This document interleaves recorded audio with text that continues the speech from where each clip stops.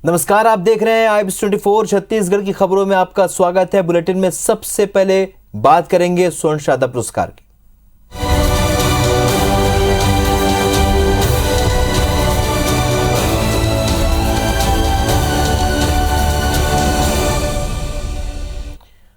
तो छत्तीसगढ़ के 30 छात्राओं और 5 छात्रों को IBC24 स्वर्ण शारदा स्कॉलरशिप 2022 से सम्मानित किया गया और मुख्य अतिथि सीएम भूपेश बघेल ने मेधावी छात्र छात्राओं को 50,000 रुपए का चेक सौंपा। साथ ही उन्होंने IBC24 की इस मुहिम को सराहते हुए शिक्षा के क्षेत्र में इसे बेहद अहम योगदान बताया।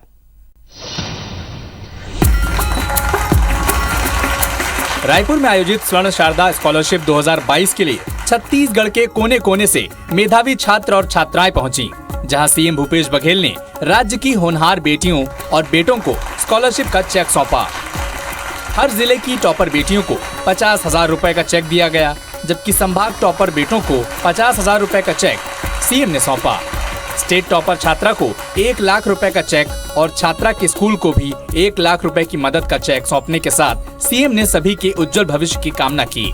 संता का विषय है कि सामाजिक दायित्वों का निर्वहन करते हुए सुप्रतिष्ठित मीडिया हाउस IBC24 द्वारा हर साल की तरह इस साल भी प्रतिभावान छात्र छात्राओं को स्वर्ण शारदा स्कॉलरशिप प्रदान किया गया। IBC ने जो यह कार्यक्रम किया बच्चियों को प्रोत्साहित करने के लिए, बच्चों को प्रोत्साहित करने के लिए, उसके लिए मैं उन्हें साधुवाद देता हूं, सुरेश गोयल जी को और IBC24 पूरे परिवार को बहुत बहुत धन्यवाद। गोयल ग्रुप के चेयरमैन सुरेश गोयल ने इस मौके पर सीएम के साथ ही आयोजन में पधारे सभी लोगों का स्वागत किया। साथ ही ये भी कहा कि ये सिर्फ स्कॉलरशिप नहीं बल्कि बच्चों को आगे बढ़ाने की कोशिश है। IBC24 इस कार्यक्रम के लगातार आयोजन से प्रदेश के बच्चों का उत्साह बढ़ाते रहेगा। माननीय मुख्यमंत्री श्री भूपेश बघेल जी IBC24 स्वर्ण शारदा स्कॉलर समारोह में मौजूद हैं। IBC24 स्वर्ण शारदा स्कॉलरशिप केवल एक छात्रवृत्ति नहीं बल्कि बदलाव की वो मिसाल है जो हमने बेटियों के उत्थान के लिए जलाई है। ये उनकी उम्मीदों और सपनों को संबल देने का हमारी ओर से एक छोटा सा प्रयास है। मदद का दायरा इतना बड़ा हो कि अधिकतम बेटियां समाहित हों। इसी विचार के साथ हम पूरे प्रदेश के हर जिले से टॉपर बेटियों को ये स्कॉलरशिप देते हैं। IBC24 के एग्जीक्यूटिव एडिटर परमेंद्र मोहन ने कार्यक्रम में आए सभी अतिथियों का आभार जताया। Bureau report IBC24।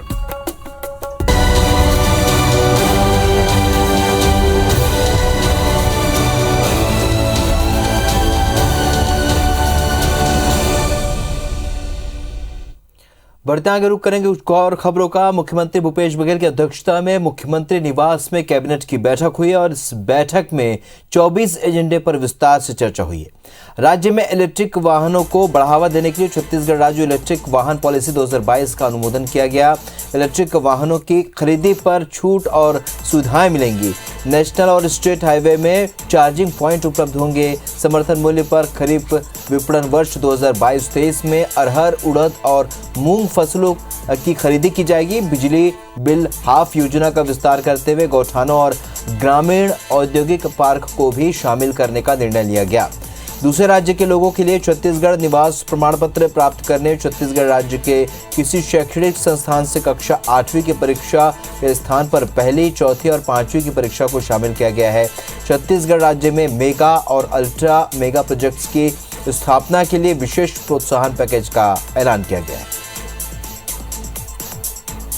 लगभग 24 एजेंडा पे चर्चा हुई है और जो महत्वपूर्ण निर्णय लिए गए हैं, इसी वर्ष खरीफ से समर्थन मूल्य पर हम अरहर की खरीदी करेंगे, उड़द की खरीदी करेंगे और मूंग का मिनिमम सपोर्ट प्राइस पर खरीदी करने का आज निर्णय लिया गया।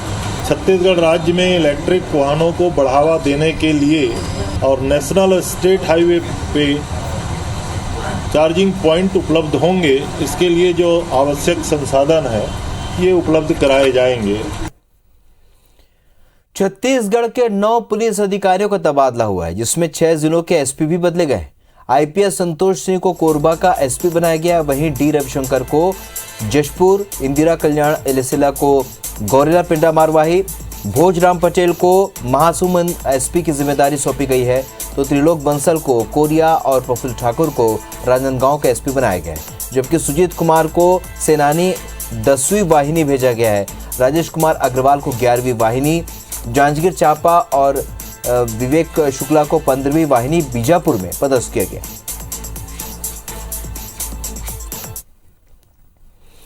रायपुर के गांधी मैदान में प्रदेश और जिला महिला कांग्रेस के पदाधिकारियों ने रसोई गैस के दाम में 50 रुपए बढ़ोतरी के मुद्दे को लेकर प्रदर्शन किया। महिलाओं ने केंद्र पर निशाना साधते हुए कहा कि महंगाई से आम जनता परेशान है, खासकर महिलाएं जिन्हें घर का सारा कामकाज संभालना पड़ता है, उन्हें सबसे ज्यादा परेशानी हो रही है। उन्होंने कहा कि केंद्र की मोदी सरकार को महंगाई से कोई मतलब नहीं है, इसलिए आज हमने केंद्र सरकार के विरोध में प्रतीकात्मक रूप से चूल्हे में खाना बनाकर प्रतीकात्मक प्रदर्शन किया।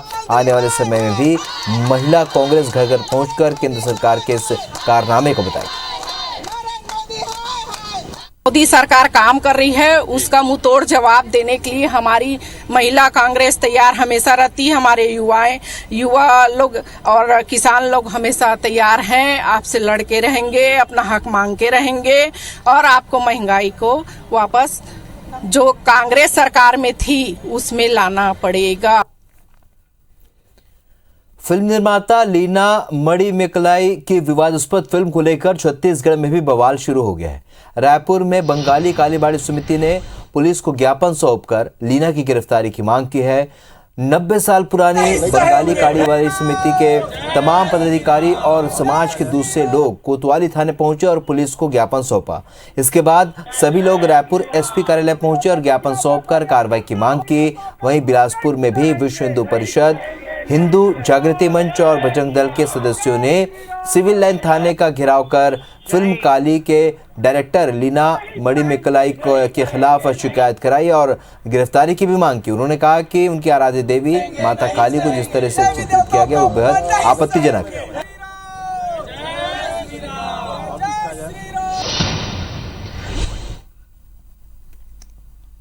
और वहाँ जाके अपना एक विरोध दर्ज कराया और उनसे कहा है कि माँ काली के बारे में जो गलत प्रचार प्रसार किया जा रहा है फिल्म के माध्यम से, इनके खिलाफ एफआईआर दर्ज करें। और एसपी ऑफिस में जाके यही चीज़ें कही। उन्होंने हमसे ज्ञापन ले लिया और हम लोग ने उनसे निवेदन किया है कि तत्काल गिरफ्तारी की जाए। लगातार जिस तरह से धार्मिक आघात पहुंचाया जा रहा है हिंदू धर्म को, उसके लिए हम आवाज़ उठाने के लिए एकत्रित हुए हैं, यहाँ पे संगठित हुए हैं। एक कठोर कदम नहीं उठाया गया इन लोगों के प्रति, तो इसकी पुनरावृत्ति तो रोका नहीं जा सकता। ये लगातार जारी रहेगा, जो कि हम नहीं चाहते। रायपुर में आज आधे घंटे की बारिश ने फिर से एक बार तमाम इंतजामों की पोल खोलकर रख दी। इस बीच बड़ा हादसा होते होते टल गया। दरअसल रायपुर के रामनगर कबीर चौक के पास का नाला ओवरफ्लो हो गया और नाले का गंदा पानी शासकीय गोकुल राम वर्मा प्राइमरी स्कूल में घुस गया। मौके का जायजा लिया हमारे सहयोगी संदीप शुक्ला ने। हम लगातार अपनी रिपोर्ट में बताते हैं कि पीडब्ल्यूडी विभाग के अधिकारी अपने प्रोजेक्ट को लेकर बड़ी लापरवाही करते हैं, जिससे आम लोगों को भारी नुकसान और परेशानी उठानी पड़ती है। अंडरब्रिज का हमने नज़ारा आपको दिखाया था, पहली बारिश में क्या हाल था। अब आपको दिखा रहे हैं रामनगर गोकुल राम वर्मा शासकीय स्कूल का नज़ारा। आप देखेंगे अंडरब्रिज के लिए जो नाला जोड़ा गया था मुख्य नाले से शहर का, उसका पानी पूरा बैक वॉश मार रहा है और अंदर जो है पानी स्कूलों में घुस रहा है, आसपास के इलाकों में घुस रहा है। आपको प्रधान पाठक का कमरा दिखा रहे हैं। अभी तो फिलहाल यहाँ कुछ पानी उतर चुका है, लेकिन लोग बता रहे हैं कि जब जिस समय पानी गिरा था उस समय यहाँ धार बह रही थी नदी सी, और अंदर आपको दिखाएंगे और भी गंदगी यहाँ पर है और भी खतरे वाली स्थिति यहाँ पर हो गई थी। देखिए हम क्लासरूम जा रहे हैं, बाहर से आप देख सकते हैं किस कदर यहाँ पर पानी भरा हुआ है। ये कक्षा है, देखिए स्थानीय लोग हैं, लकड़ी का सामान है, उसे निकालने का प्रयास कर रहे हैं। ये क्या स्थिति जब पानी गिर रहा था तब? भैया मैं जब यहाँ पर पहुँचा तो इतना भयावह स्थिति था यहाँ पर, इतना जैसे लग रहा था कि कोई नाला चल रहा है यहाँ पर। और मैं मैडम लोग को से मिला हूँ तो मैडम और चेयर के ऊपर दोनों पैर करके बैठे थे, तो मैं बोला मैडम छुट्टी दे दीजिए, तो बोले कि हाँ दे देते सर छुट्टी। ये बच्चे मतलब बैठे हुए थे यहाँ पर, सोचिए कि कोई करंट फैल सकता है या कोई जीव जंतु आ सकता है, कितना खतरनाक स्थिति होगी आप अंदाजा लगा सकते हैं। पार्षद भी यहाँ पर हैं। साहू जी, क्या कारण लग रहा है, संक्षिप्त में बताएं। ये सबसे बड़ा मुख्य कारण है जो अंडरब्रिज का निर्माण किया गया है, उसमें जो यहाँ का पानी का निकासी का जो पाइप डाले हैं वो शहर का पानी जो नहर आ रही है उसी में जोड़ दिया है, तो उसका पानी रिपीट इसी स्कूल में भरा जा रहा है। और जो एकदम बनाने के पहले नहीं देखे थे, बनाने के पहले भी इनको अवगत कराया गया था और सामने से एक नाली तोड़ने के लिए बोला गया था। तो ये लापरवाही आप सोचिए, हर बार पीडब्ल्यूडी विभाग कुछ घटना होने के बाद ही सीखता है। शायद उन अधिकारियों के बच्चे यहाँ पढ़ते तो ये शायद दुर्दशा ना होती स्कूलों की। आपका सौभाग्य है कि करंट नहीं फैला है भवन में, ना कोई जीव जंतु आया हो। देखिए यहाँ भी वही हाल है, देखिए। तो ये स्थिति है, देखिए बड़ी बड़ी बातें करते हैं। प्रदेश का सबसे बड़ा विभाग है निर्माण कार्य का, लाखों रुपए करोड़ों रुपए जो है अधिकारियों की सैलरी पे जाती है। प्लानिंग आप देखिए किस कदर जो है प्लानिंग की कमी है। और सबसे बड़ी बात, अभी तक रायपुर जिला प्रशासन विभाग का आपदा विभाग जो है नगर निगम और जिला प्रशासन का, वो पहुंचा नहीं है। इस पानी को खाली कराना अभी तक शुरू नहीं किया गया है।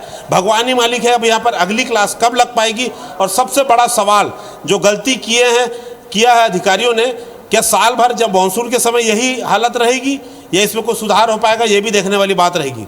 कैमरामैन राजा राम के साथ संदीप शुक्ला, IBC 24 रायपुर। सरगुजा विश्वविद्यालय में अब अशोक सिंह के ही कुलपति बने रहेंगे। चीफ जस्टिस की डिवीजन बेंच हाईकोर्ट के पुराने आदेश को निरस्त कर दिया है, जिसमें अशोक सिंह की जगह पुराने कुलपति डॉक्टर रोहिणी प्रसाद को बाकी कार्यकाल तक कुलपति बने रहने को कहा गया था। आपको बता दें कि राज्य में सरकार बदलने के बाद जनवरी 2019 में दुर्ग और कुशाभाऊ ठाकरे विश्वविद्यालय के कुलपति ने अपने पद से इस्तीफा दे दिया था, लेकिन सरगुजा विश्वविद्यालय के कुलपति डॉक्टर रोहिणी प्रसाद ने इस्तीफा देने से इनकार कर दिया था, जिसके बाद धारा 52 लगाकर सरगुजा कमिश्नर को कुलपति का प्रभार सौंप दिया गया। फिर बाद में अशोक सिंह को कुलपति बनाया गया। इस नियुक्ति के खिलाफ डॉक्टर रोहिणी प्रसाद ने हाईकोर्ट में अपील दायर की, जिस पर हाईकोर्ट ने उन्हें पद से हटाने का आदेश, जांच कमेटी और उसके आदेश और नए कुलपति की नियुक्ति के आदेश को भी निरस्त कर दिया था। जिसके खिलाफ अशोक सिंह और राज्य सरकार ने चीफ जस्टिस की डिवीजन बेंच में अपील दायर की थी, जिस पर हाईकोर्ट ने डॉक्टर रोहिणी प्रसाद के पक्ष में दिए गए सिंगल बेंच के आदेश को रद्द करते हुए कहा कि अब अशोक सिंह ही कुलपति के रूप में काम करते रहेंगे। रायगढ़ जिले के पूंजी पथरा वन क्षेत्र में शिकार के लिए बिछाए गए करंट की चपेट में आकर 3 शिकारियों की मौत हो गई। करंट से एक चीतल ने भी दम तोड़ दिया। मृतकों में एक की पहचान बीरबल धनवार के रूप में हुई है। बताया जा रहा है कि जंगली सुअर के शिकार के लिए रिजर्व फॉरेस्ट क्षेत्र क्रमांक 836 में 2 किलोमीटर तक तार के जरिए करंट फैलाया गया था, लेकिन शिकारी खुद करंट की चपेट में आ गए। जंगल होने के कारण मदद के अभाव में तीनों की मौत हो गई। सुबह ग्रामीणों ने तीनों का शव देखा, तब वन अमले को इसकी सूचना दी। पूंजी पथरा पुलिस और फॉरेस्ट टीम मौके पर पहुंचकर मौके से 2 किलोमीटर लंबा बिजली का तार भी जब्त किया। वहीं 2 अन्य मृतकों की पहचान अभी नहीं हो पाई है। पुलिस जांच में जुटी है।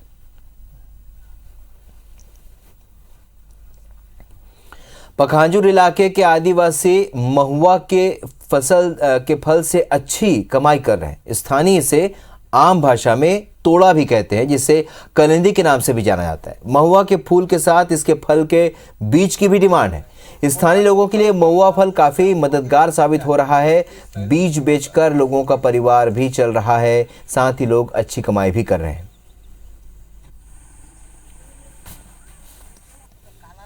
तोड़ा है उसको बेचता है। बिकते हो? हाँ। बाजार में? हाँ। कितना रुपए किलो? 40। सालाना कितना हो जाता है? ये कितना होगा? 4000 5000 होता है। आमदनी हो जाता है? हाँ। जंगल में मिलता है? हाँ, जंगल में मिलता है। ये क्या बोलता है इसको? महुआ का बीजा। ये कहाँ से लाते हैं आप लोग? जंगल से। क्या करते हैं इसको? इससे तेल बनता है। इसको बाजार में बेचते हैं आप लोग? हाँ। हाँ?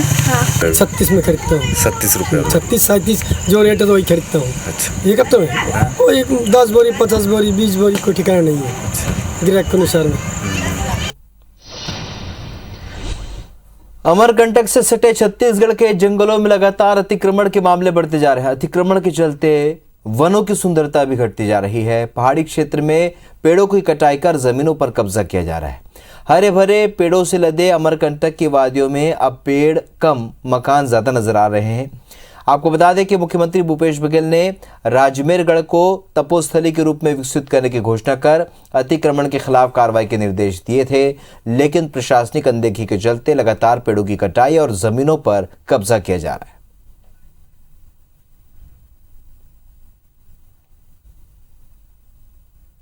गंभीर बात ही है ये, पर्यावरण के तो जो खिलाफ में जा रहा है उसके लिए तो कार्यवाही अपन निश्चित ही करवाएंगे।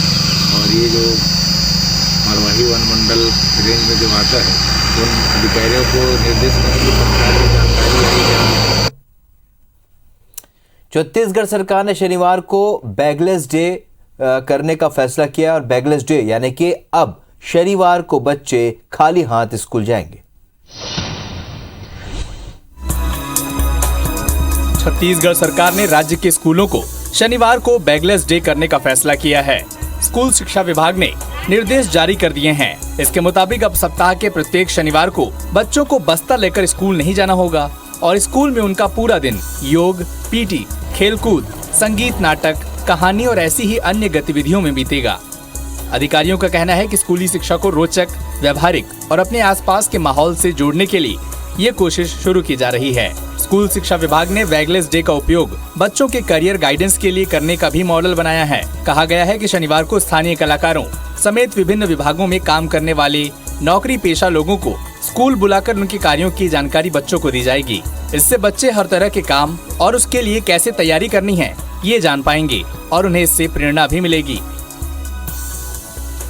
छत्तीसगढ़ की खबरों में फिलहाल इतना है, लेकिन ताज़ा अपडेट के लिए आप बने रहिए IBC 24 के साथ। नमस्कार।